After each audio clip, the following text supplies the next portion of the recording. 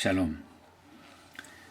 No pocas discusiones, a veces muy acaloradas, han surgido con motivo de las equivocadas interpretaciones que se le han dado a la carta a los Gálatas.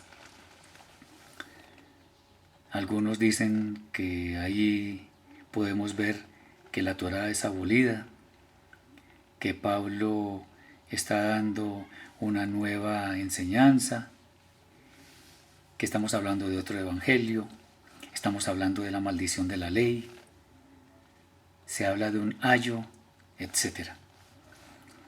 No obstante, si miramos con lente hebrea lo que dice esta carta, nos encontraremos con que hay bastante diferencia con lo que se dice de los textos que la conforman por pura ignorancia y lo que realmente está escrito en ella. En esta oportunidad pues vamos a tratar de dar una luz sobre lo que está escrito, no recorriendo la carta en su totalidad, sino más bien presentando lo que son textos claves o lo que son términos claves que son los que llevan a confusión. Vamos a ver entonces algunos de los puntos más importantes sin pretender ser exhaustivos porque tomaría muchísimo tiempo. El primer tema referido en la carta a los Gálatas son los judaizantes, que quiénes eran y qué pretendían.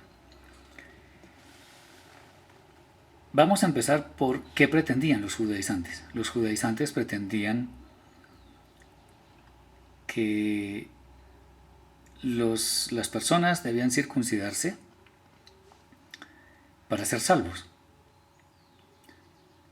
Y básicamente los judaizantes, ¿quiénes eran? Eran personas que inicialmente hicieron la conversión al judaísmo, pero después creyeron en Yeshua como el Mesías. Por lo tanto, ellos aseguraban que había que circuncidarse para ser salvos. Pero esa doctrina no existe en la Torá, no existe en los libros hebreos. Eran personas que tenían nublado el conocimiento. Y Pablo, el Rav Shaul, los combatió muy fuertemente. Entonces, estos personajes hicieron un fuerte contrapeso a la verdadera fe de Yeshua, pero el Rav Shaul lo que hace es poner las cosas en orden. Hay un término que se repite varias veces, según la Reina Valera, que es obras de la ley.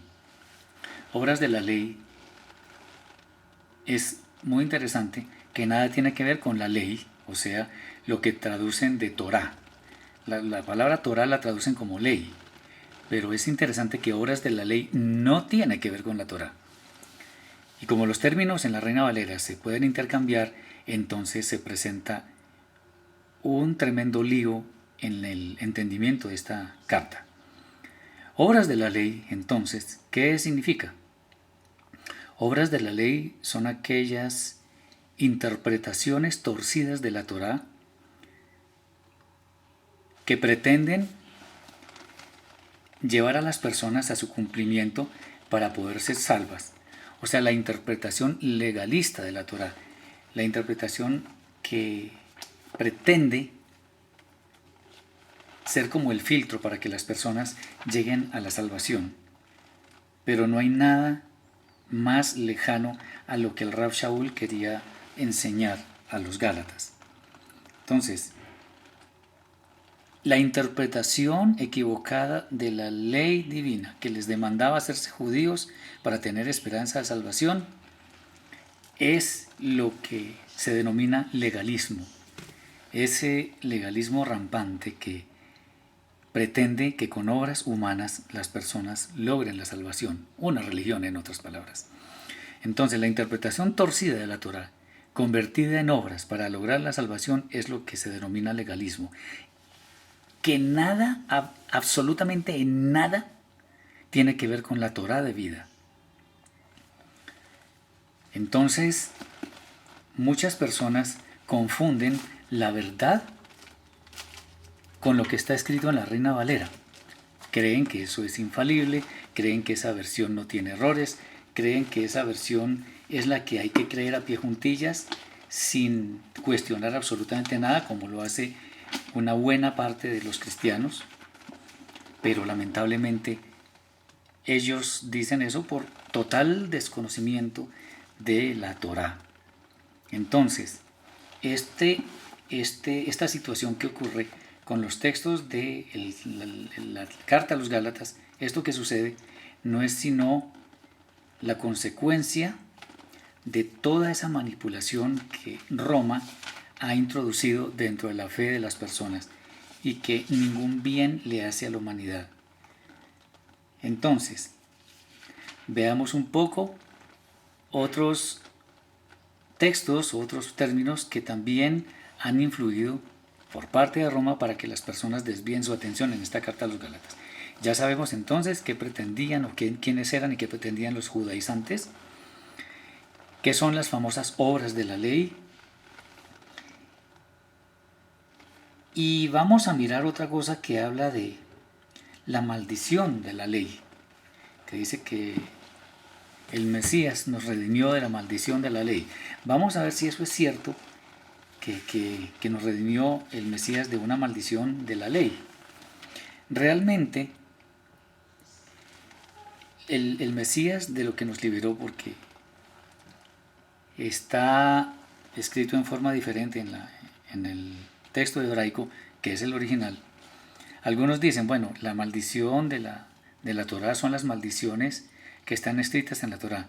Podría ser, pero realmente las maldiciones que están escritas y no hay que contradecirlas porque eso es. Pero más bien lo que quiere decir la carta a los Gálatas es que el Mesías nos libertó de la maldición de quedarnos sin pactos ni promesas, como está escrito en Gálatas 3:13. Dice así, pues se hizo a sí mismo maldición a favor de nosotros, pues escrito está, maldito todo el que es colgado de un madero. Entonces, por supuesto que es una gran maldición, gravísima por cierto, que las personas que nos quedemos sin pactos ni promesas, porque esto significa que no tendríamos entrada en el mundo por venir y por supuesto estaríamos lejos de la presencia del Eterno por siempre y para siempre. Eso sí es una maldición, pero no es la Torá la que por seguirla la produce, porque la Torá es una bendición, el mandamiento es bueno, es justo, eso está escrito. La Torá es buena, la Torá no está abolida. Recordemos que Yeshua dijo en Mateo capítulo 5 versículo 17, dicen las siguientes palabras: no penséis que he venido para abrogar la Torá o los profetas. Él no vino para quitar nada, Él no vino para inventar nada, Él vino a poner las cosas en orden. Y cuando vemos la carta a los Gálatas vista desde la óptica hebrea, entendemos que no hay nada que contradiga lo que está escrito ni en la Torá, ni en los evangelios, ni en las cartas que son dirigidas al pueblo judío. Entonces es una falacia pensar que Gálatas nos está llevando a estar por encima de la Torá que el mismo Eterno nos dio. Recordemos que el Eterno no cambia, que el Eterno es el mismo siempre. Por lo tanto, las palabras que Él dijo hace siglos, hace miles de años, son pertinentes para hoy en día. Hay otra expresión que aparece en la Reina Valera, que es el ayo, y que nos habla de que Él es el que nos lleva y que es como un tutor. Pues bien, es mejor decir velador legal o tutor si queremos.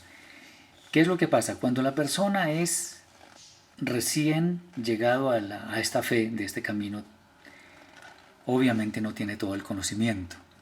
Y como no tiene todo el conocimiento, es necesario que haya un tutor que le diga exactamente qué tiene que hacer. Obviamente es heredero, pero la herencia la va a poder tomar cuando ya tenga la mayoría de edad, por decirlo de alguna forma.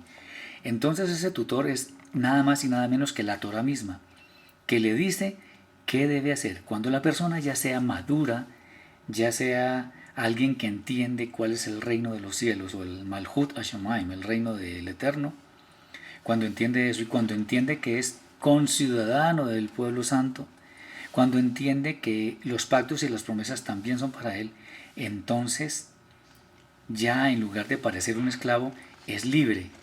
Recordemos que Yeshua dijo que conoceréis la Torá o la verdad, mejor, la Torá es la verdad, y la verdad os hará libres. Cuando la persona conoce las maravillas de la Torá, las maravillas de la verdad que están escritas en la Torá, entiende que es libre para servirle al Eterno. Y eso es lo que hace el famoso ayo, que es la Torá misma. Por otro lado, es bueno mencionar algo respecto de la circuncisión. Muchos creen que la circuncisión es inconveniente. Pues bien, no es así. Hay que entender que todo judío, todo buen judío, tiene que ser circunciso, tiene que circuncidarse en la carne, porque es la señal del pacto que el Eterno ha establecido con su pueblo. Obviamente que la circuncisión más importante, lo cual también se le dice al pueblo judío, es la del corazón, la circuncisión del corazón. Pero el pueblo judío, por decirlo así, debe tener dos circuncisiones, que son la de la carne y la del corazón. El pueblo gentil, con la circuncisión del corazón, que es no hecha a manos, sino por el Mashiach, el Mesías, es la que lo lleva a la vida eterna. Se trata de responsabilidades, no de preferencias. El Eterno escogió a Israel no porque fuera mejor que los demás, lo escogió porque su soberanía así lo decidió, y ese es el pueblo que Él tuvo en cuenta para que fuera luz a las demás naciones. Por lo tanto, decir que la circuncisión ya no opera es una mentira. Recordemos que el apóstol Pablo nos dice en los textos, circuncidó a Timoteo, porque era hijo de una mujer judía, lo cual es condición para que una persona se considere judía. Pero hay alguien que no fue circuncidado y fue Tito. Tito también era un discípulo de Rav Shaul, pero era procedente de los gentiles o griego. Digamos que no tenía necesidad, y tanto Timoteo como Tito eran ambos seguidores del Rav Shaul, por lo tanto de Yeshua. En otras palabras, eran netzaritas, solo que uno era judío y el otro no era judío. El que se circuncida, como lo dicen algunos otros textos, debe cumplir toda la Torá, pero eso no significa que sea malo, que sea inconveniente. Simplemente es cuestión de tareas que el Eterno ha impuesto al pueblo judío, o sea, de roles, de responsabilidades, no de preferencias, porque el Eterno no hace acepción de personas. Finalmente, es bueno explicar un versículo que es muy interesante en esta carta, que es Gálatas 3:29. En este versículo dice lo siguiente.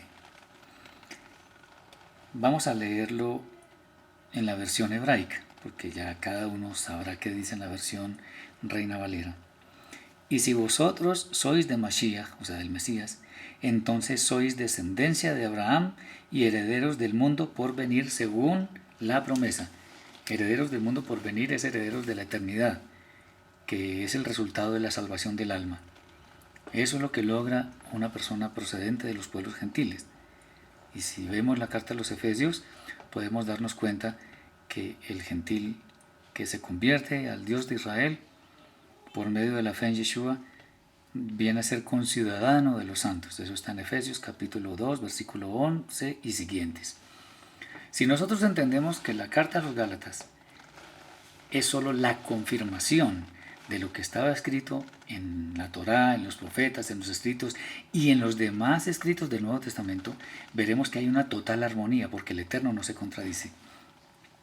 Si se dijera que la carta a los Gálatas invita a creer que la ley fue abolida, entonces estamos viendo una gran contradicción con el mismo Yeshua, que no vino a abolir la Torá. Si los pastores mejor enseñan que la Torá fue abolida, están cometiendo una gran inexactitud, un gran error, de hecho un grueso error, que lleva a la gente a confusiones.